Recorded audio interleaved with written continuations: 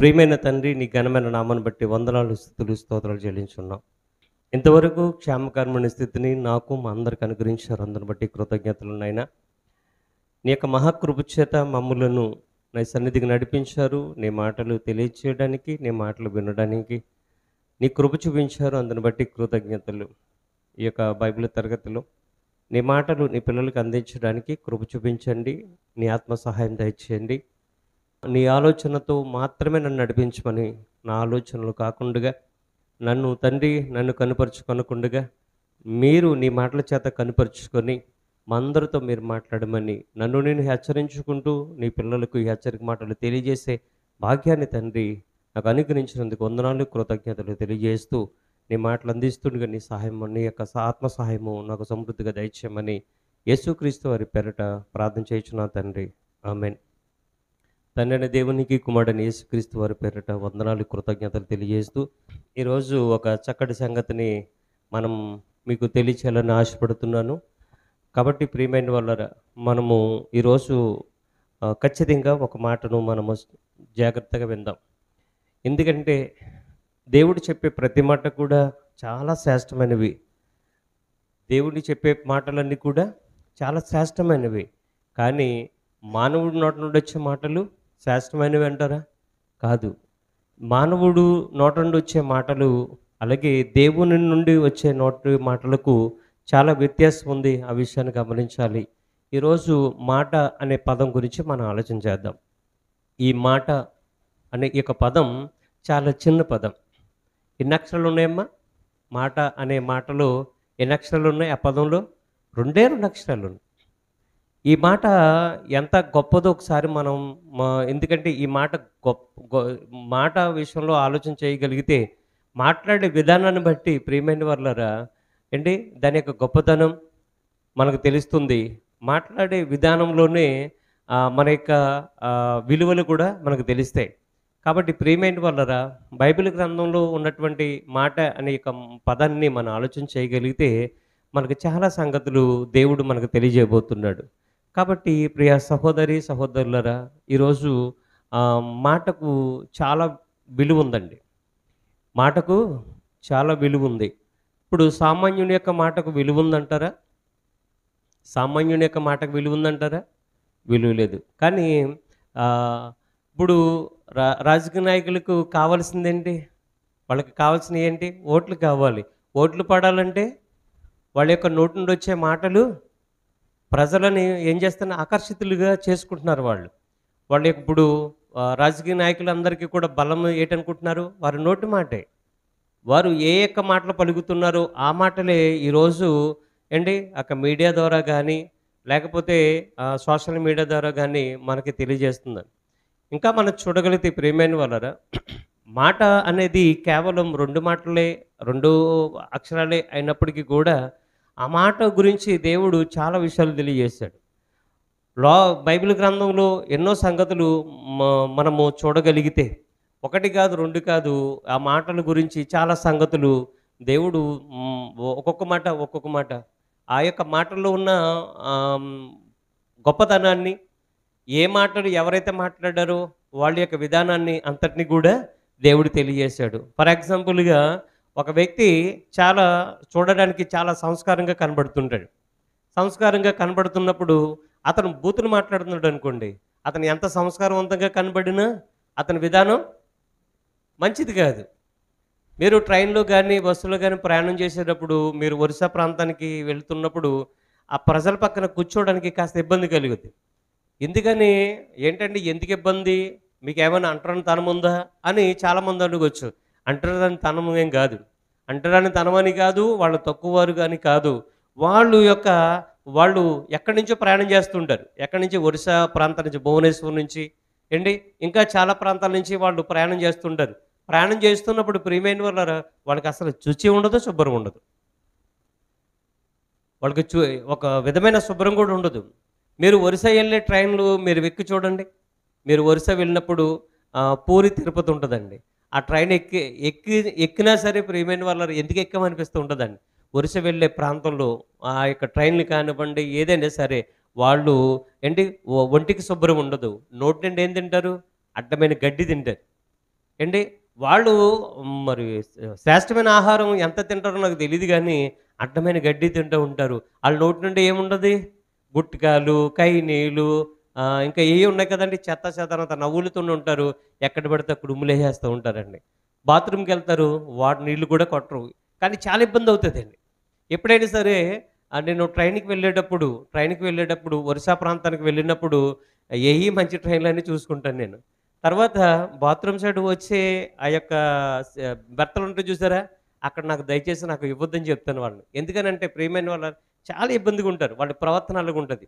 కానీ ప్రియమైన వాళ్ళారా వారి యొక్క నోటి నిండా శరీరం నుండి బ్యాడ్ స్మెల్ వస్తది. నోటి నుండి ఏమొస్తదండి? బ్యాడ్ స్మెల్ వస్తది. శరీరం నుండి ఎందుకు బ్యాడ్ స్మెల్ వస్తదంటే వాళ్ళు 2, 3 రోజులు స్థానంలో ఉండవండి వాళ్ళకి. ఎందుకనంటే ట్రైన్‌లో స్నానం చేసే సౌకర్యం ఉంటదా? ఉండదు. కాబట్టి మనం ఆలోచన చేయాలి అదొకటి. వాళ్ళు కనీసం మేము ఈ విధంగా ఉన్నాం కదా అనేసి వాళ్ళు ఎట్టి పరిస్థితుల్లో ఎదుటి వాళ్ళ మీద జాలి పడడం గాని ఏముండదు. కాబట్టి ప్రియమైన వాళ్ళారా, ఈరోజు దేవుడు చెప్తున్న మాటలు ఒకసారి ఆలోచన చేయగలిగితే మనం యొక్క మాట్లాడే మాటను బట్టే మన విలువ ఉంటుంది అని ఒకసారి ఆలోచన చేయాలి. దేవుని సన్నిధిలో చక్కగా పాటలు పాడే అనుభవాలుంటాయి. చక్కగా ప్రార్థన చేసే అనుభవాలుంటాయి. చక్కగా దేవుని మాటలు చెప్పే అనుభవాలుంటాయి. కానీ బయట చూడాలి వీళ్ళ యొక్క జీవితం ఏంటో బయట చూడాలి. ఇంట్లో ఈగల మూత, బయట పల్లకి మూత అని ఒకటి ఉంటదండి. కానీ ఇంట్లో వీళ్ళకి ప్రియమైన వాళ్ళారా ఎలాగుంటారో కూడా తెలీదు. బయట ఎలాగుంటారో తెలీదు. నలుగురిలో మాత్రం వీళ్ళంత విశ్వాసులు, వీళ్ళంతా ప్రార్థన పరులు, వీళ్ళంతా భక్తి పరులు ఇంకెక్కడా లేరు అన్నట్టుగా ఒక్కొక్కరి జీవితాలు కనబడుతుంటాయి. కానీ ప్రియమైన వాళ్ళారా ఈరోజు సోషల్ మీడియాలో చూడగలిగితే వాగ్వివాదాలు ఏంటి నేను గొప్ప అంటే నేను గొప్ప అనే విధానంలో ఈరోజు యూట్యూబ్‌లో కానీ, ఫేస్‌బుక్‌లో గానీ కొట్టుకు చచ్చిపోతున్నారండి బోధకులు ఈరోజు. కాబట్టి ఎక్కడో స్టూడియోలో కూర్చొని మాట్లాడడం ఏదైనా గొప్ప సంగతి. ఇప్పుడు నేను ఉన్నానండి ఇక్కడ కూర్చొని ఏదైనా మాట్లాడేస్తాను. అదే ఆ ప్రత్యర్థి ముందున్నాడనుకోండి అప్పుడు మాట్లాడాలి. కానీ ఆలోచన చేయాలని కోరుతున్నాను. ఎక్కడో స్టూడియోలో కూర్చొని ఇష్టాసారంగా మాట్లాడి దేవుని అవమానపరిచే వాళ్ళు కొంతమంది అయితే కొంతమంది అన్యజనులు ఉంటారండి కొంతమంది దేవుని ఎరగని వారు, దేవుడి గురించి తెలియని వాళ్ళు. వాళ్ళు ఇష్టాసారంగా మాట్లాడుతుంటారు. కానీ మరికొంతమంది సేవకులు, దేవుని ఎరిగిన సేవకులే ఏండి వాళ్ళ గొప్పతనాన్ని చాటుకుంటూ ఎదుటి వాళ్ళని విమర్శిస్తూ, ఎదుటి వాడిని తక్కువ చేసి మాట్లాడుతూ వాళ్ళేం చేస్తుంటారండి? వాళ్ళు కూడా అటు విధంగా మాట్లాడుతుంటారు. ఈ విధంగా దేవుని పరువు తీస్తున్నారు ప్రియమైన వాళ్ళారా.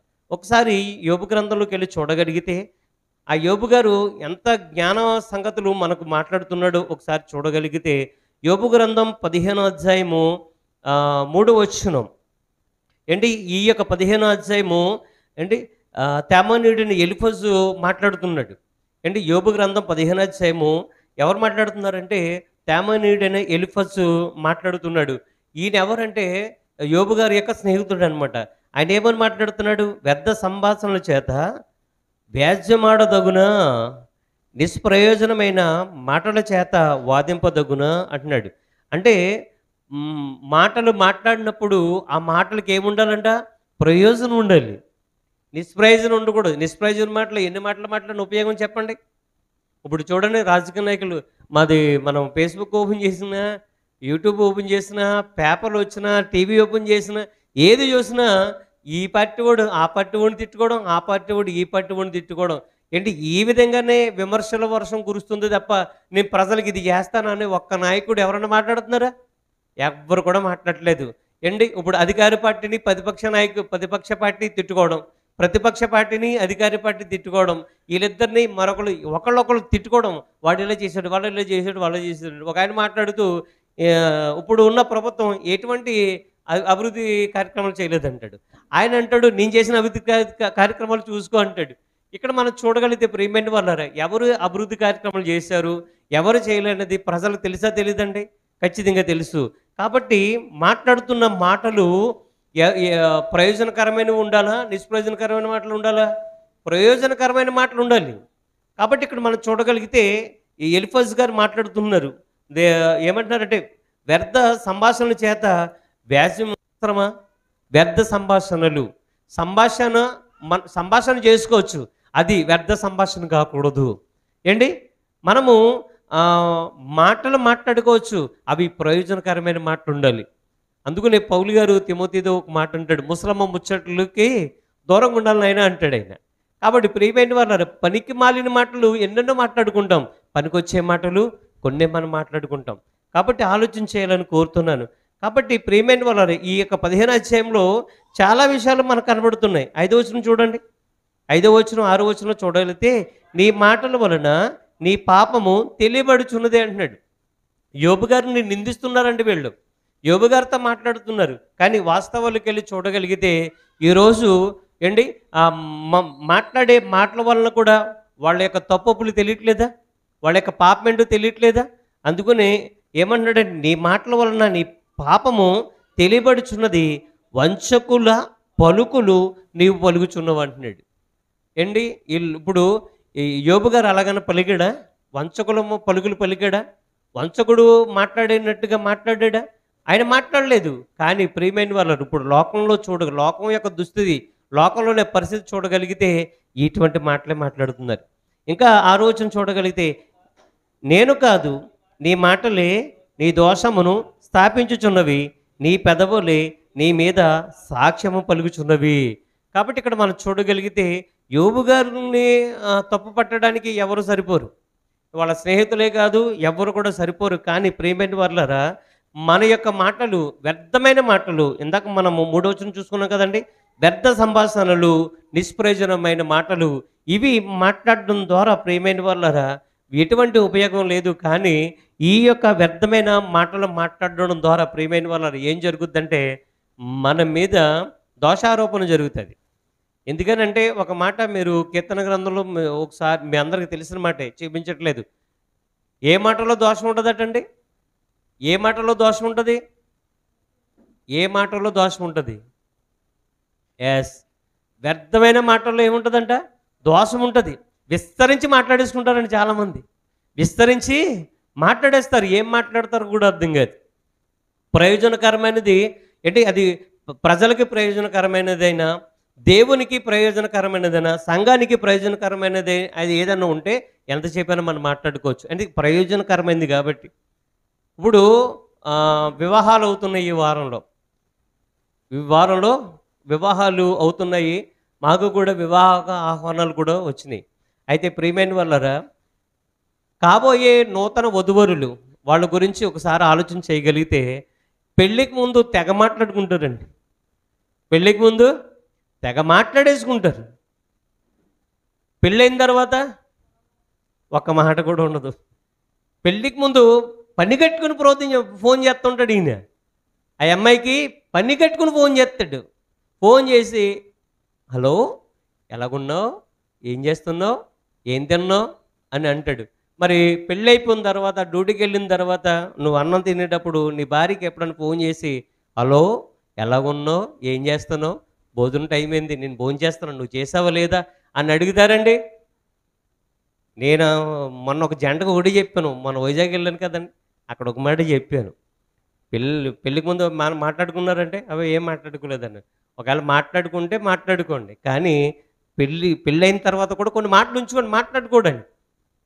పెళ్ళిలో ప్రాధాన్యంగా నేను చెప్పింది వాళ్ళకి ఏం చెప్పింది తెలుసా అండి?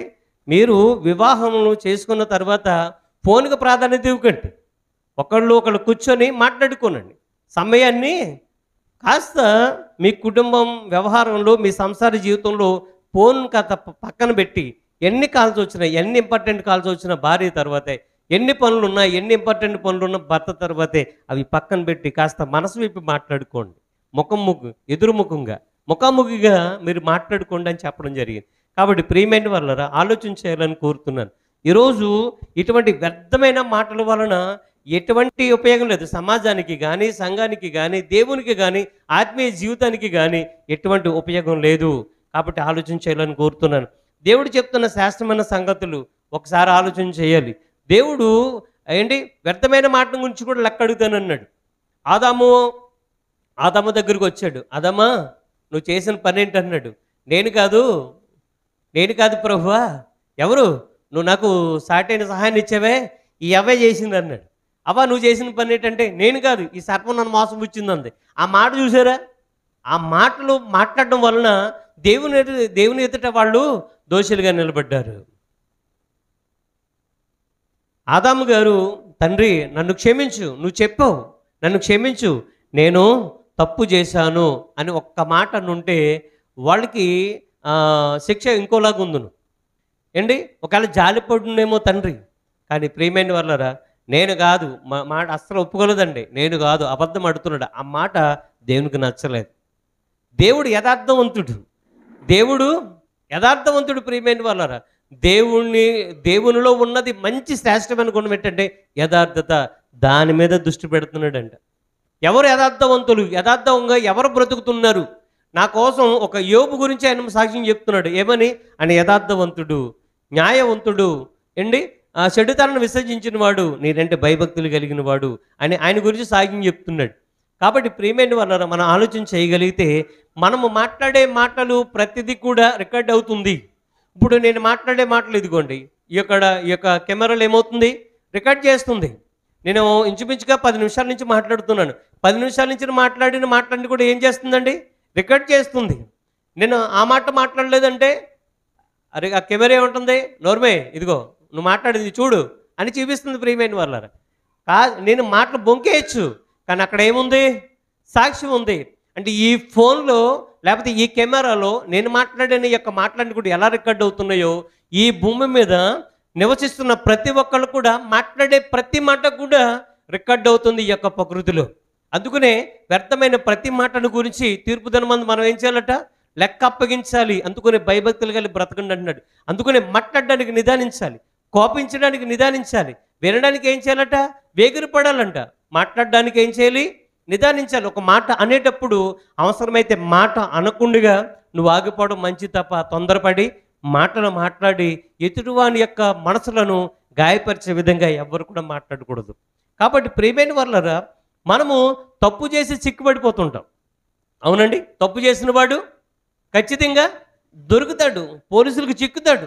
ఖచ్చితంగా ఏదో ఒక రోజున, ఈ రోజున తప్పించుకున్నా రేపేం చేస్తాడు, ఏదో ఒక చోటన అతను దొరుకుతాడు. ప్రియమైన వాళ్ళరా పోలీసుల చేతులకి చిక్కుతాడు. కానీ మన మాటలు కూడా చిక్కుల్లో పెడతాయన్న సంగతి ఎప్పుడన్నా మీరు విన్నారా? ఒకసారి ఆలోచించాలని కోరుతున్నాను. ఒకసారి యోబు గ్రంథం 18వ అధ్యాయంలో ఏంటి ఒక మాట చూద్దాం. 18వ అధ్యాయము 2వ వచనం చూడగలిగితే అక్కడ ఏమని ఈ మాట కనబడుతుందో చూడండి. మాటలలో చిక్కుపరచుటకై మీరు ఎంతసేపు వెతుకుదురు, మీరు ఆలోచన చేసి ముగించిన ఎడల మేము మాట్లాడదాము. ఏంటి ఎక్కడ కూడా ఎవరు మాట్లాడుతున్నారు అంటే యోబు స్నేహితుడు మాట్లాడుతున్నాడు. ఏమంటున్నాడు ఇక్కడ? ఒక విషయాన్ని గుర్తుపెట్టుకోండి. యోబు గారిని వీళ్ళు ఏమన్నారనేది విషయం మనం పక్కన పెడితే ఈ మాటలో ఉన్న విషయాన్ని మనం ఆలోచన చేయాలి. ఏమంటున్నాడు? మాటలలో చిక్కుపరచుటకై. మాటల్లో ఏమవుతుందంటే మాటలు మాట్లాడడం వలన మనకేమవుతుంది, చిక్కు వస్తుందండి. అయ్యో ఆ రోజు నీ మాట అనకుండా ఉండవలసింది బాగున్ను అని మన జీవితాల్లో ఇటువంటి సందర్భాలు కూడా రాకపోలేదు. కాబట్టి ప్రియమైన వారు మాటల్లో ఒకవేళ చిక్కుపడిపోతాం ఒకసారి ఆలోచించండి. మనము ఎదుటి వాళ్ళ గురించి మనం మాట్లాడినప్పుడు చాలా జాగ్రత్తగా మాట్లాడాలి. ఏంటి మనము చాలామంది ప్రియమైన వాళ్ళు ఎవరు ప్రమాదకరమైన వాళ్ళు తెలుసండి? ఎవరైనా ఒకళ్ళు నీ దగ్గరికి వచ్చి నీ గురించి పలానా వ్యక్తి ఇలాగా అన్నాడు అని ఎవరైనా చెప్పారనుకోండి, అక్కడతో మీరు వదిలేయాలి.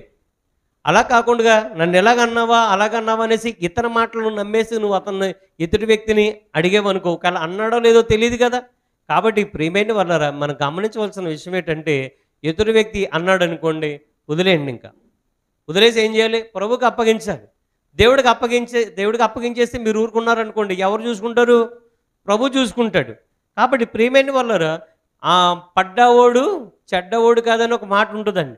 ఒకవేళ నింద మనం పడ్డామనుకోండి, క్రీస్తులో మనము ఉన్నాం, క్రీస్తుని అంగీకరించి ఆయన కొరకు మనం బ్రతుకుతున్నప్పుడు ప్రియమైన వాళ్ళరా నీ మీద నిందలు పడినప్పుడు కాని మాటలు ఎవరైనా అన్నప్పుడు ఆ మాటలు నిన్ను అన్నారు అని అనుకోవడం నువ్వు పొరపాటు. నిన్ను అనలేదు, నీలో ఉన్న క్రీస్తుని అన్నారు. కాబట్టి ప్రియమైన వాళ్ళరా ఎప్పుడైతే క్రీస్తును నమ్మి విశ్వాస జీవితంలో మనము ముందు కొనసాగుతున్నామో, మన రక్షణను కాపాడుకుంటూ ముందుకు నమ్మకంగా దేవుని సన్నిధికి వెళ్ళిపోతున్న సమయంలో నీకు నిందలు అవమానాలు ఎదురైనప్పుడు ఆ నిందలు అవమానాలు అన్నీ కూడా నీకు వచ్చినవి కాదు, నీలో ఉన్న క్రీస్తుకు వచ్చినవి అనే విషయాన్ని గమనించాలి. రోమాపత్రిక 15:3 వచనం, క్రీస్తు కూడా తన్ను తాను సంతోషపరచుకొనలేదు. యేసుక్రీస్తు వారు ఎప్పుడైనా తను సంతోషపడ్డాడండి? తను సంతోషపెట్టుకున్నాడా? లేదు. మరి మనం ఏం చేస్తాం? మనకు మనం సంతోషపడాలనుకుంటాం. ఎదుటి వాళ్ళు ఎలాగపోయినా నాకు పర్లేదు, నేను సంతోషంగా ఉన్నానా లేదా, నేను ఆనందంగా ఉన్నానా లేదా, నేను బాగున్నానా లేదా, నేను నా కుటుంబం బాగున్నామా లేదా అని అనుకుంటాం. కానీ క్రీస్తు యొక్క మనసు అది కాదు. క్రీస్తు యొక్క గుణం అది కాదు. క్రీస్తుకున్న సుబుద్ధి అది కాదు. యేసుక్రీస్తు వరకు ఉన్న మనసు ఏంటి తెలుసా? తనను తాను ఎప్పుడు కూడా సంతోషపరచుకోలేదటండి. తన జీవిత కాలంలో 33.5 సంవత్సరాలు ఆయన యొక్క జీవిత కాలంలో చూడగలిగితే ఎప్పుడు కూడా తనను తాను సంతోషపరచుకొనలేదు అని రాయబడి ఉంది. అయితే ఇంకా మనం ముందు చదివితే, నిన్ను నిందించు వారి నిందలు నా మీద పడెను అని రాయబడి ఉంది. ఎక్కడ రాయబడి ఉందంటే కీర్తన గ్రంథం 69 అధ్యాయము 9వ వచనంలో ఆ మాట రాయబడి ఉంది. నిన్ను నిందించు వారి నిందలు, నువ్వెవరిని ధరించావు? క్రీస్తుని ధరించుకున్నావు. క్రీస్తును సంరక్షకుడిగా అంగీకరించావు. అంటే నీళ్ళు ఎవరున్నారు? యేసుక్రీస్తు వారు ఉన్నారు. నేను యేసుక్రీస్తు వారిని సంరక్షకుడిగా అంగీకరించాను. ఆయనే నా ప్రాణాధారం, ఆయనే నాకు ఆధారం, ఆయనే నాకు సర్వస్వం, ఆయన నా సహాయకుడు. ఆయన తర్వాత నాకు ఎవరైనా ఆయనకి నేను ఇవ్వాల్సిన ప్రాధాన్యత ఏంటంటే ప్రథమ ప్రాధాన్యత ఇవ్వాలి. నాకు ఎవరు ఆధారం అంటే యేసుక్రీస్తు వారు ఆధారం. ఎవరు నన్ను పోషిస్తున్నారంటే యేసుక్రీస్తు వారు పోషిస్తున్నారు. కాబట్టి ప్రియమైన వాళ్ళారా, నాకు క్రీస్తు తర్వాత ఎవరైనా అంటే ఇప్పుడు నాలో ఎవరున్నారు? యేసుక్రీస్తు వారు ఉన్నారు. యేసుక్రీస్తు వారు నేను కలిగి ఉన్నాను కాబట్టి, యేసుక్రీస్తు వారు నేను ధరించుకున్నాను కాబట్టి, యేసుక్రీస్తు వారు నేను కలిగి ఉన్నాను కాబట్టి, ఇప్పుడు ఎవరైనా నన్ను నిందిస్తున్నారు అనుకోండి, ఎవరు నిందిస్తున్నారు? క్రీస్తుని నిందిస్తున్నారు వాళ్ళు. మీరు బాధపడకండి. అందుకనే మత్తయి సువార్త 5వ అధ్యాయంలో అంటాడు, మనుషులు మిమ్మలను నిందించినప్పుడు, దూషించినప్పుడు, హింసించినప్పుడు మీరేం చేయాలంట? గంతులు వేసి సంతోషపడాలంట. మనం కుమిలిపోతుంటాం, బాధపడిపోతుంటాం. ప్రియమైన వాళ్ళు ఆలోచించేయండి. కుమ్ములపై బాధపడిపోతుంటాం, కానీ నిందలు నీకు రావట్లేదు. చూసారా, యేసుక్రీస్తు ప్రభుల వారు కూడా నువ్వు ఆయనను అంగీకరించావు కాబట్టి ఆ నిందలు నీ మీద రాకుండా నీలో ఆయన ఉన్నాడు కాబట్టి ఏం చేస్తానండి? ఆ నిందలు కూడా ఆయనే భరిస్తున్నాడండి. మనం ఏమి దేవుని కొరకు ఏం చేస్తున్నట్టు చెప్పండి? ఒక మాటను పడగలుగుతున్నామా? ఆయన సన్నిధిగా రాలేకపోతున్నాం. ఆయన మాటలు వినడానికి మనం సమయం ఇవ్వలేకపోతున్నాం. కాబట్టి ఆలోచించాలని కోరుతున్నాను. నిన్ను నిందించే వారు నిందలు ఎవరి మీద పడ్డాయటండి? నీ మీద కాదు, నీలో ఉన్న ప్రభు మీద పడుతున్నాయి. ఆ యొక్క మాట కూడా నీ మీద పడనివ్వకుండా ఆ నిందలు, ఆయన బ్రతుకున్నప్పుడు నిందలు పడ్డాడు. ఆయన మరణించి మృత్యుంజయుడే 3 దినాలు లేచిన తర్వాత కూడా ఆయన నిందలు అనుభవిస్తున్నాడు. ఇప్పుడు కూడా ఏం చేస్తున్నాడు? మన కోసం నిందలు భరిస్తూనే ఉన్నాడు. ఎంత గొప్ప దేవుడు! ఇంతకంటే గొప్ప దేవుడు ప్రపంచంలో ఎవరుంటారు చెప్పండి? అందుకని ఆయన అంటాడు, ఆకాశం భూమి గతించిన నా మాటలు గతించవు. ఈ యొక్క యుగాంతం వరకు కూడా నేను నీకు తోడుగా ఉన్నానంటాడు, నీతో ఉన్నానంటున్నాడు. మనతో ఉన్నాడు ఆయన, ఇప్పటికి కూడా మనతో ఉన్నాడు ఆయన. కాబట్టి ఒకసారి మనం ఆలోచించేయాలని కోరుతున్నాను. మాటల్లో మనం ఏం చేస్తున్నామండి? చిక్కుపడకూడదు. మాటల్లో మనం ఏం చేయకూడదు? మన యొక్క మాటలు మనలను చిక్కులో తీసుకురాకూడదు. ఆలోచన చేయాలని కోరుతున్నాను. మన యొక్క మాటలు మనల్ని చిక్కులో పరుస్తున్నాయా? ఒకసారి ఆలోచించండి. నీ యొక్క మాటలు లోకం ఎదుట ఒకవేళ దోషిగా నిలబెట్టినా నువ్వు నిర్దోషాన్ని నిరూపించుకోవచ్చు. కానీ నువ్వు లోకాలను కలిగించినటువంటి దేవుని ఎదుట నువ్వు దోషిగా నిలబడ్డావు అనుకో, నిన్ను నిర్దోషిగా ఎవరించుతారు చెప్పండి? నిన్ను ఎవరించుతారు చెప్పండి? అందుకునే కదా దావీదు గారు మాట్లాడుతున్నాడు. ఎంత చక్కని మాట మాట్లాడుతున్నాడో ఒకసారి మనం చూడగలిగితే 34వ అధ్యాయం అనుకుంటా కీర్తన గ్రంథం 32వ వచనం 32వ అధ్యాయము 1వ వచనం 2 వచనాలు చదువుకుందాం. తన అతిక్రమములను పరిహారము నొందినవాడు, తన పాపములకు ప్రాయశ్చిత్తం నొందినవాడు ధన్యుడు. ఏమని రాయబడిందండి? పరిశుద్ధాత్మ ప్రేరణతో దావీదు గారు ఈ కీర్తన రచించారు. ఆయన మాట్లాడుతున్నారు, తన అతిక్రమములకు పరిహారము నొందినవాడు. తన అతిక్రమాలకు పరిహారం నొందినవాడు ధన్యుడు. పరిహారం నొందనివాడు ధన్యుడు కాదు. తన పాపములకు ప్రాయశ్చిత్తం నొందినవాడు ధన్యుడు. యెహోవా చేత నిర్దోషని ఎంచబడినవాడు, ఆత్మలో కపటము లేనివాడు ధన్యుడు. ఎవరు ధన్యులు? కోటాను కోట్ల రూపాయలు ఉన్నవాడు ధన్యుడు కాదు. గొప్ప ఐశ్వర్యం కలిగినవాడు ధన్యుడు కాదు. ప్రపంచ దేశాలన్నిటిలో కూడా అగ్రగామిగా ఉన్నవాడు ధన్యుడు కాదు. ఏంటి ఈ ప్రపంచం అంతా కూడా మంచివాడు అన్న ఏంటి వ్యక్తిగత జీవితం అది దేవుని దృష్టిలో ఎలా ఉంటుందండి? ఈ లోకంలో మంచిగా ఉండొచ్చు, ఈ లోకంలో గొప్పగా బ్రతకొచ్చు, కానీ ఆ వ్యక్తిగతమైన జీవితం బాగోలు ప్రేమైన వాళ్ళారు. అందుకని యెహోవా చేత అంటే దేవుని చేత నిర్దోషని ఎంచబడిన వాడు ధన్యుడు అని రాయబడి ఉంది.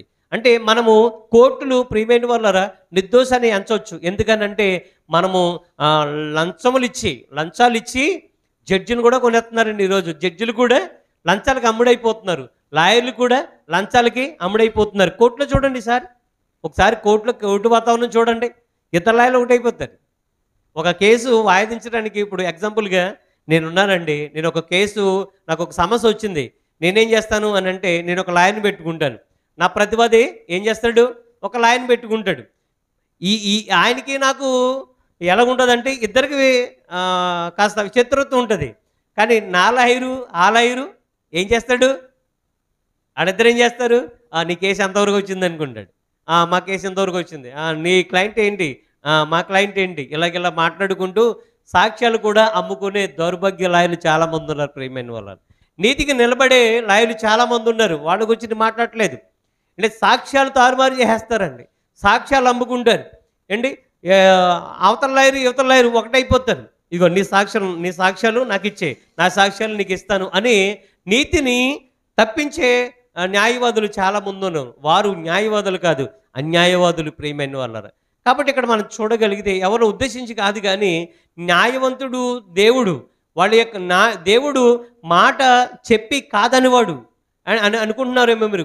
దేవుడు ఒక మాట ఏదన్నా అన్నాడంటే ఆ మాట ఖచ్చితంగా నెరవేరుస్తాడు. మాట చెప్పి కాదనకుండా ఆయన ఉండడు. ఆయన అవుననేవాడుగా ఉన్నాడు తప్ప కాదనేవాడుగా ఉండడు. ఆయన ప్రియమైన వాళ్ళని ఆలోచించేయాలి. దేవుడు ఏ మాట అయితే చెప్పాడో ఆ మాట ప్రకారం చేస్తాడు. ఆయన అవునని కాదని కానీ, కాదని అవునని కానీ రెండు నాలికల ద్వారాని నీ తండ్రికి లేదు, నువ్వు అంగీకరించిన క్రీస్తుకు లేదు, మనలో కూడా ఉండకూడదు ప్రియమైన వాళ్ళారా. ఇంకా మనం ఆలోచన చేయగలిగితే దేవుని యొక్క మాటలు ఎంత గొప్పవంటే చాలా శ్రేష్టమైనవి. దేవుని యొక్క మాటలో జీవం ఉంది, దేవుని యొక్క మాటలో యథార్థత ఉంది. దేవుని యొక్క మాటల్లో ప్రియమైన వాళ్ళారా కల్మషం ఉండదు ప్రియమైన వాళ్ళారా. ఆలోచించేయండి, మనిషి యొక్క మాటలో కల్మషం ఉండదు. ఈ రోజు ఒక మాట, రేపు ఒక మాట ఉంటుంది. ఈ రోజు ఒక మాట, రేపు ఒక మాట ఉంటుంది. మాట మీద నిలబడే వ్యక్తిత్వం ఎప్పటికీ కూడా మనుషులకు లేదు. మనుషుల మాట మీద నిలబడే వాళ్ళు కాదు. మనము నమ్మదగిన వారు, ఆయన నమ్మదగిన దేవుడు. దేవుని మహిమ కలిగినగాక. కాబట్టి ప్రియమైన వాళ్ళ ఆలోచన చేయాలని కోరుతున్నాను. ఇంకా చాలా శ్రేష్టమైన మాటలు ఎన్నెన్నో ఉన్నాయండి. ఒకసారి కీర్తన గ్రంథం 59వ అధ్యాయము 7వ వచనం చూడండి. కీర్తన గ్రంథం 59వ అధ్యాయము 7వ వచనంలో కూడా అక్కడ ఒక మాటను మనకు చెప్తున్నారు. 59వ అధ్యాయం 7వ వచనం, వినివారెవరును లేరనుకొని వారు తమ నోట నుండి మాటలు వెళ్ళగొరుకుదురు. మాట్లాడేవాళ్ళు ఎలాగున్నారంటే, మాట్లాడేవాడు వెనక ముందు చూసుకుంటాడు. ఆయన వెనక ముందు ఎవరో లేరు కదని చెప్పేసి ఏమని మాట్లాడతారు? వినివారు ఎవరో లేరనుకొని వారు తమ నోట నుండి మాటలు వెళ్ళగొరుకుదురు, వారు పెదవులలో కత్తులున్నవి. పెదవుల్లో ఏమున్నట్టండి? పెదవుల్లో ఏమున్నాయట? కత్తులు ఉన్నాయటండి. కత్తులా? పెదాల కింద కత్తులు ఉన్నాయా? ఈ మధ్యన ఏంటి ఈ బుగ్గ నుంచి ఈ బుగ్గకి సోలాలు పెట్టుకునే వాళ్ళు నేను చూశాను ఏంటి. తర్వాత నాలుగు కూడా శూలం పెట్టుకుంటారండి కొంతమంది. అంటే వాళ్ళ భక్తిలో ఉంటారు, కానీ వాళ్ళకి నొప్పి వస్తుందా లేదా నాకు తెలియదు, కానీ ఈ అన్యాచారాల్లో ఇదొక విధానం ఉంది. కానీ మనం చూడగలిగితే ప్రియమైన వాళ్ళరా ఏంటి ఈ బుగ్గలకి దవళ్ళకి నాలుక మీద పెట్టుకున్న వాళ్ళు ఉంటారు. కానీ దేవుడు ఏం చెప్తున్నాడు? అట్ల గురించి చెప్పట్లేదు సుమా, అలాగా పెట్టుకునే వాళ్ళ గురించి చెప్పట్లేదు. దేవుడు ఏమంటున్నాడటండి? ఏమని రాయబడి ఉంది 7వ వచనంలో? వారు పెదవులలో కత్తులున్నవి. పెదవుల్లో ఏమున్నాయంట? కత్తులు ఉన్నాయట. పెదవుల్లో కత్తులు ఉన్నాయా? పెదవుల్లో కత్తులు ఉండడం ఏంటంటే నాకు అర్థం కావట్లేదు. దానియేలు గారు, మీ పెదవుల్లో కత్తులు ఉన్నాయా? సార్, మీ నోట్లో ఏమైనా కత్తులు ఉన్నాయా? నేను మాట్లాడుతున్నాను కదా, ఒక కత్తి అన్న కింద పడాలి కదా, మరి చిన్న చాక్ అన్నా బ్లేడ్ అన్నా ఏదోటి కింద పడాలి. ఇంతకీ పెదవులు ఏమని రాయబడి ఉంది అక్కడ? వారి పెదవులలో కత్తులున్నవి. ఏంటి ఆ కత్తులు అనేది ఒకసారి లేఖనంలోకి వెళ్ళి చూద్దామండి. ఏంటి? సామెతల గ్రంథం 12:18 ఏంటి? ఇక్కడ చాలా ఎంత గొప్ప విషయం ఒకసారి చూడగలిగితే 12:18 సామెతల గ్రంథం 12:18 కత్తి పోటు వంటి మాటలు పలుకువారు కలరు. ఇందాక ఏం చదువుకున్నాండి? వాళ్ళ పెదవులు ఏమున్నాయంట? కత్తులు ఉన్నాయంట. ఇంతకీ ఏంటి పెదవుల కింద ఉన్న కత్తులేంటి? మాటలు. ప్రియమైన వాళ్ళ మాటలు ఎలాగుంటే కత్తిపోటు, అంటే కత్తితో పొడిస్తే గాయమవుతుంది. అటువంటి మాటలు, ఆయుధం లేకుండా చంపేసే మాటలు ప్రియమైన వాళ్ళారా. ఏమని రాయబడి ఉంది? కత్తిపోటు వంటి మాటలు పలుకువారు కలరు. ఏంటి? జ్ఞానుల యొక్క నాలుక ఎలాగుంటుందంట? ఆరోగ్యదాయకము. ఏంటి? మాటల వలన చనిపోయే వాళ్ళు ఉన్నారా? మాటల వలన నన్ను అంత మాట అంటారని తొందరపడి ఆత్మహత్య చేసుకున్న వాళ్ళు లేదండి? ఉరిపెట్టుకున్న వాళ్ళు లేరా? ఈ మధ్యన ఒక సహోదరి అండి, చాలా బాధ అనిపించిందండి నాకు. ఆ సన్నివేశం చూసి నాకు చాలా బాధ అనిపించిందండి. తెనాలికి చెందినటువంటి ఒక చెల్లెమ్మ ఏంటి, తనకి జగన్ గారి యొక్క ప్రభుత్వంలో ఇల్లు వచ్చిందనేసి ఆనందంతో చెప్పుకుంది. తనకి అమ్మఒడి ఇవన్నీ ఉన్నాయి కదండి, ప్రభుత్వం నుంచి పథకాలు ఇవన్నీ వస్తే అవన్నీ నాకు ఎంతో ఉపయోగపడ్డాయండి. మా పిల్లలకి కూడా నేను అవి డిపాజిట్ చేశానండి అని చాలా ఆనందంగా, ఎంత ఆనందంగా మాట్లాడుతుందండి అమ్మాయి, చాలా ఆనందంగా మాట్లాడుతుందండి. దీనికి ప్రియమైన వాళ్ళరా, మరి వాళ్ళు ఏ పట్టి వాళ్ళు నాకు తెలియదు కానీ ఇష్టం వచ్చినట్టుగా మాట్లాడారండి. ఆమె గురించి వార్తలు వింటుంటే వందల కొలది కామెంట్స్ అండి. ఆమె కోసం ఇష్టాసారంగా మాట్లాడుతున్నారు. అంటే దేవుడు చెప్పిన మాట వృధాగా పోలేదు ప్రియమైన వాళ్ళరా. వాళ్ళ పెదవులు ఏమున్నాయంట? కత్తులు ఉన్నాయి. కత్తిపోటు వంటి మాటలు. ఏంటి? కత్తితో పొడిచి చంపనవసరం లేదు. కత్తిపోటు వంటి మాటలు, భయంకరమైన మాటలు ఈ నోటు నుండే వెలువడుతున్నప్పుడు ఆ సహోదరి, ఆమె పేరు గీతాంజలి గారండి. గీతాంజలి అనే ఒక చెల్లెమ్మ ఈరోజు ఆత్మహత్య చేసుకుని చనిపోయింది. ట్రైన్కి ఎదురుపడి వెళ్ళి చనిపోయిందంటే ఎంత భయంకరమైన మాటలు. ఎందుకు చనిపోయింది అని అంటే ఏంటి, ఎవరెవరు ఏయో మాటలు మాట్లాడుతున్నారటండి, ఏయో కామెంట్స్ పెడుతున్నారంట. ఈ రోజున ఆలోచన చేయగలిగితే ఈ యొక్క దేవుని యొక్క సన్నిధిలో చెప్తున్నాను ప్రియమైన వాళ్ళారా, ఒక అభాగ్యురాల యొక్క ప్రాణాన్ని వాళ్ళు బలికొన్నారు. ఒక అభాగ్యురాల యొక్క ప్రాణాన్ని వాళ్ళు బలికొన్నారు. ఈ రోజున ఇష్టం వచ్చినట్టుగా మాట్లాడిన యొక్క మాటల గురించి ఒక్కసారి ఆలోచన చేయగలిగితే ఆ పిల్లలకు, చిన్న పిల్లలకు తల్లి లేకుండా చేశారండి ఆ యొక్క మాటలు. ఈ రోజున వాళ్ళు మాట్లాడిన మాటలు చిన్న పిల్లలకు తల్లి లేకుండా చేశారండి. ఒక భర్తకు భార్య లేకుండా చేశారు. ఒక ఇంటికి ఇళ్ళను లేకుండా చేశారు. ఒక దీపాన్ని ఆర్పేశారు. ఏం సాధిస్తారు చెప్పండి? వాళ్ళు ఏ పార్టీ వాళ్ళు నాకు అనవసరం, కానీ వాళ్ళు మాట్లాడిన మాటల వలన ఈరోజు ఆ అమ్మాయి చనిపోయిందండి. ఆ పట్టా ఇచ్చినప్పుడు, నేను సొంతింటి కళ ఆ అమ్మకి నెరవేరినప్పుడు ఆనందంగా, సంతోషంగా ఆ యొక్క చెల్లెమ్మ చెప్తుంటే ఎంతో సంతోషం అనిపించింది. కానీ ఆ సంతోషకరమైన మాటలు, ఆ ముఖం మీద చిరునవ్వుతో చెప్పే మాటలు, ఆనందంగా చెప్పే మాటలు దుర్మార్గులు ఏంటి ఆపేశారు ప్రియమైన వాళ్ళ. ఏం సాధిస్తారు చెప్పండి? దీన్ని కూడా రాజకీయం చేసేసి ఒక అభాగ్యుల యొక్క నిండు ప్రాణాన్ని బలికొన్నారు. ఏం సాధిస్తారు చెప్పండి? దేవుడు విడిచిపెట్టడు వీళ్ళని. లోకం విడిచిపెట్టచ్చు, చట్టాలు విడిచిపెట్టచ్చు, కోర్టు విడిచిపెట్టచ్చు, కానీ ఇటువంటి దుర్మార్గులను దేవుడు విడిచిపెట్టడు. వాళ్ళు ఏ పార్టీకి సంబంధించిన వాళ్ళైనా సరే, వాళ్ళు ఎటువంటి వాళ్ళైనా సరే ఏం సాధిస్తారు చెప్పండి? ఇలాగా కామెంట్స్ చేయడం వలన, ఇలా గొప్పగా మాట్లాడడం వలన ఏమన్నా సీఎం ఇస్తారా, పిఎం ఇస్తారా, లేకపోతే ఏదన్నా ఒక మంచి పదవి ఏమన్నా ఇస్తారా? ఏమీ రావండి. పని పాటు లేకుండా ఈరోజు ఇందాక చెప్పాను కదా, స్టూడియోలో కూర్చొని ఏ మాటలు మాట్లాడుతుంటారు, ఇంట్లో కూర్చొని ఏ మాటలు మాట్లాడుతుంటారు. ప్రజలకు వచ్చి మాట్లాడమనండి, లేదు ఇటువంటి మాటలు. ఒక మంచి పని చేసి రమ్మనండి, ఒక మంచి పనికి వాళ్ళు వచ్చి మాట్లాడమనండి. ఒక మంచి పనికి ఏం మాట్లాడరు. ఏంటండి? ఏం సాధిస్తారు చెప్పండి? పెడితే మనకు కలిగింది వాళ్ళకి పెట్టాలి, లేదంటే నోరు మూసుకుని ఉండాలండి. కానీ ఒక అభాగ్యురాలకి నిండు ప్రాణాన్ని బలుకున్నారంటే ఎంత భయంకరమైన మాటలు. దేవుడు చెప్తున్న మాటలు ఎంత గొప్ప, ఒకసారి ఆలోచించండి. పెదాల కింద ఏమున్నాయంట? కత్తులు ఉన్నాయటండి. కత్తిపోటు వంటి మాటలు ఏంటి? ఆ అమ్మాయి తన భర్త చెప్తున్నాడు. ఎంతోమంది మాటలు ట్రోల్ చేయడం ద్వారా, కామెంట్స్ చేయడం ద్వారా నా భార్య చనిపోయింది అంటున్నాడండి. ఇప్పుడు ఆ భర్తకి ఎవరు న్యాయం చేస్తారు చెప్పండి? చిన్న పిల్లలకు ఆ తల్లిని తీసుకురాగలుగుతారా? ఆ మాటలు తీసుకురాగలుగుతున్నాయా? ఇంకొక బాధాకరమైన విషయం ఏంటంటే, మహిళా నాయకులు చాలా మంది ఉన్నారండి. కాంగ్రెస్‌కి సంబంధించిన వాళ్ళు, బీజేపీకి సంబంధించిన వాళ్ళు, ఇంకా ఎవరైతే ఉన్నారో ఇప్పుడు అధికార పార్టీ, ప్రతిపక్ష పార్టీ చాలామంది మహిళా నాయకులు ఉన్నారు. ఎవ్వరు కూడా ఆమె యొక్క గురించి సానుభూతి గురించి అయ్యో పాపమని ఒక్క మాట కూడా మాట్లాడట్లేదండి. వీళ్ళ మనల్ని పరిపాలించేది, వీళ్ళ మనకి క్షేమాన్ని కలిగించేది, వీళ్ళ యొక్క పరిపాలనలో మనం క్షేమంగా ఉండగలుగుతామా? కాబట్టి మనకి మన పరిపాలకుడు, మన పోషకుడు, మన సంరక్షకుడు ఎవరనుకుంటున్నారు? యేసుక్రీస్తు ప్రభుల వారే. ఆలోచించండి ప్రియమైన వాళ్ళారా. ఇటువంటి వాళ్ళు మన దేశానికి పట్టిన పీడ లాంటి వాళ్ళు ప్రియమైన వాళ్ళారా. దేవుడు చెప్తున్నాడు వాళ్ళ పెదాల నుండి కత్తిపోటు వంటి మాటలు రావడంతో ఎంతమంది ఇప్పుడు ఈ మీడియా ద్వారా గీతాంజలి అనే చెల్లమ్మ గురించి బయటకు వచ్చింది. అంటే చాలామంది మీడియాకు రాని వాళ్ళు ఇంకెంతమంది ఉన్నారండి? అంటే ప్రపంచానికి తెలియని వాళ్ళు ఎంతమంది ఉన్నారు? చాలామంది ఉన్నారండి. ఏంటి భర్త తిట్టినందుకు కాదంటండి, తోటికోడలు ఏదో అన్నందుకు వెళ్ళి ఆత్మహత్య చేసుకున్న లేకపోలేదా? భర్త ఒక మాట అన్నాడు అనేసి ఉరిపెట్టుకు చనిపోయేవాళ్ళు లేదండి. చిన్న చిన్న మాటలకు పౌరుషానికి వచ్చి ఏంటి వెనక ముందు ఆలోచించకుండా తన ప్రాణాలు తీసుకుంటున్నారంటే ఎంత బాధాకరమైన విషయమో ఒకసారి ఆలోచించాలని కోరుతున్నాను. అందుకని సామెతల గ్రంథం 13:3 చూడగలిగితే అక్కడ ఏమనుందంటే, తన నోరు కాచుకొనివాడు తన కాపాడుకొనును అంటాడు. నోరుని ఏం చేసుకోవాలంట? కాపాడుకోవాలటండి. అంటే ఇంకా ఇందులోనే దేవుడు ఒక మాట మాట్లాడుతున్నాడు. ఇంకా చాలా సంగతులు ఉన్నాయండి, ఇంకా చాలా సంగతులు ఉన్నాయి. కాబట్టి మన చేతితో మనం ఏం చేసుకోవాలి? మన నోరును మూసుకోవడం మంచిది ప్రియమైన వాళ్ళారు.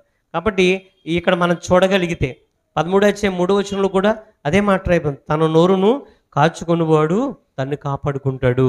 అలాగే జీవమరణాలు కూడా ఎవరి వశంలో ఉన్నాయి? నాలుక వశంలో ఉన్నాయి. ఈ నాలుకను చాలా జాగ్రత్తగా కాపాడుకోవాలి. కాబట్టి దేవుని యొక్క మాటలు ఎంత గొప్పవో ఒకసారి కీర్తన గ్రంథం 119 140 చూద్దాం. 119 140 చూడగలిగితే దేవుని మాట ఎంత గొప్ప తెలుసండి. ఇంక రాయబడిన మాట 119 కీర్తన గ్రంథం 140 నీ మాట మిక్కిలి స్వచ్ఛమైనది. దేవుని మాట స్వచ్ఛమైనదటండి. నీ మాట మిక్కిలి స్వచ్ఛమైనది, అది నీ సేవకునికి ప్రియమైనది. అంటే అందరికీ కూడా ప్రియమైన మాటలే. ఇప్పుడు క్రోధం గలవాడు, కోపం కలిగిన వాడు ఉన్నాడు అనుకోండి, ప్రేమతో ఒక మాట మాట్లాడితే ఆ క్రోధము కోపం ఏమవుతుందండి? చల్లారిపోతుంది. అదే ఆ కోపంతో ఉన్నవాడు, క్రోధంతో ఉన్నవాడు మాట్లాడి అతనికి ఏం చేయాలండి? మరొక మాటను రచ్చగొట్టి ఒక మాట మాట్లాడడం అనుకోండి, ఏం చేస్తాం? అగ్నికి ఆజ్యం పోసినట్టుగా పెరిగిపోతుంది తప్ప. కాబట్టి ప్రియమైన వాళ్ళరా, మనం ఏం చేయాలి? కోపంతో ఉన్నవాడిని కూడా ఆ యొక్క కోపాన్ని అణచాలంటే దేవుడు యొక్క మాట, స్వచ్ఛమైన యొక్క మాట, ప్రేమగల యొక్క మాట ఏం చేయాలండి? ఆ ప్రేమగల మాట, దయగల మాట మనం మాట్లాడగలిగితే, ఆ విధంగా మాట్లాడగలిగితే ఎంత కోపంతో ఉన్నవాడైనా, ఎంత క్రోధం కలవాడున్నా ఏమవుతాడండి? తగ్గించుకుంటాడు. ప్రభువైన యేసుక్రీస్తు వారిని సిలువలో ఆయన హింసలు పెడుతూ, బాధలు పెడుతూ ప్రియమైన వాళ్ళరా, ఆఖరికి ఆయన చేతుల్లో శీలలు వేసినప్పుడు, కొరడాలతో కొడుతున్నప్పుడు ఆయన సిలువలో పలికిన మొదటిదనమాట ఏమన్నాడు? తండ్రి, వీరేం చేయుచున్నారో వీరు ఎరుగరు కనుక వీరికి క్షమించు అన్నాడు. తెలియచేస్తున్నారండి? తెలియజేస్తున్నారా? తెలిసే చేస్తున్నారు. కానీ క్రీస్తు అంటే ఎవరు తెలియక వాళ్ళు చేస్తున్నారు. క్రీస్తు అంటే ఎవరు వాళ్ళు నిజంగా తెలుసుంటే సిలువ వేయకపోయుదురు అని పౌలు గారు మాట్లాడుతున్నారు. ప్రియమైన వాళ్ళారా, ఆలోచించండి. దేవుని మాట స్వచ్ఛమైన మాట, దేవుని మాట మిక్కిలి స్వచ్ఛమైనది. అది సేవకునికే కాదండి, అందరికీ కూడా ప్రియమైనది. కాబట్టి ఆలోచించాలని కోరుతున్నాను. దేవుడు చెప్పే ప్రతి మాట కూడా ఎంత గొప్పది అని అంటే చాలా చాలా గొప్పది. మనిషిని బ్రతికిస్తుందండి. దేవుని మాట బ్రతికిస్తుందండి. దేవుని యొక్క మాటల్లో ఏముందటండి? జీవము ఉంది. నా మాటలు వ్యర్థమైనవి కావు అంటాడు ప్రభు యేసుక్రీస్తు వారు. ఏమంటారంటే, నా మాట విన్నవాడు జీవం కలిగిన వాడు జీవంలోకి ప్రవేశిస్తాడు అంటాడు. నా మాట విననివాడు జీవంలోకి ప్రవేశించుడు అంటాడు.